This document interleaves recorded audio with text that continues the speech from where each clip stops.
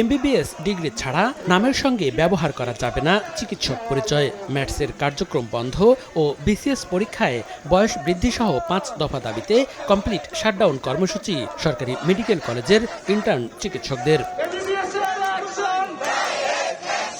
সোমবার সকালে রংপুর, রাজশাহী, চট্টগ্রাম, বগুড়া, ময়মনসিংহ ও সিলেট সহ বেশ কয়েকটি জেলায় মেডিকেল কলেজের ক্লাস পরীক্ষা সহ সব একাডেমিক কার্যক্রম বর্জন করেন ইন্টার্নরা। জেলা প্রশাসক ও বিভাগীয় স্বাস্থ্য পরিচালক বরাবরে স্মারকলিপি দেন তারা। দ্রুত 10,000 চিকিৎসক নিয়োগ দিয়ে শূন্যপদ পূরণ ও মানহীন মেডিকেল অ্যাসিস্ট্যান্ট স্কুল বন্ধের দাবি জানান তারা। আমার কথা হলো যে তারা কি আসলে অসুস্থ হলে তারা কি যাবেন ম্যাটস বা ডিএমএফদের কাছে?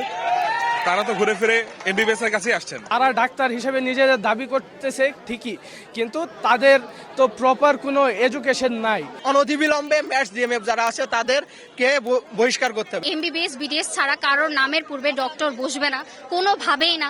যারা ডিএমএফ তারা ডিএমএফ এর পরিচয় দিবে, যারা ম্যাটস তারা ম্যাটস এর পরিচয় দিবে। ডাক্তার নামের পাশে কেউ বসাইতে পারবে না এমবিবিএস বিডিএস ছাড়া। আর যতদিন না এই দাবি মানা হবে ততদিন আমরা রাজপথ ছাড়বো না। মেডিকেল কলেজ হাসপাতালে কর্মবিরতিও পালন করেন ইন্টার্ন চিকিৎসকরা। এতে চিকিৎসা সেবা ব্যাহত হওয়ায় চরম ভোগান্তিতে পড়েন রোগীরা।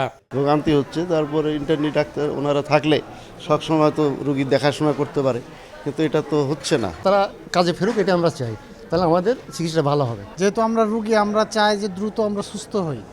সেহেতু ডাক্তার যদি বা ইন্টার্নিরা যদি না থাকে তাহলে তো আমরা দ্রুত সুস্থ হব না। দাবি পূরণ না হলে আরও কঠোর কর্মসূচি দেওয়ার হুঁশিয়ারি দিয়েছেন ইন্টার্নরা।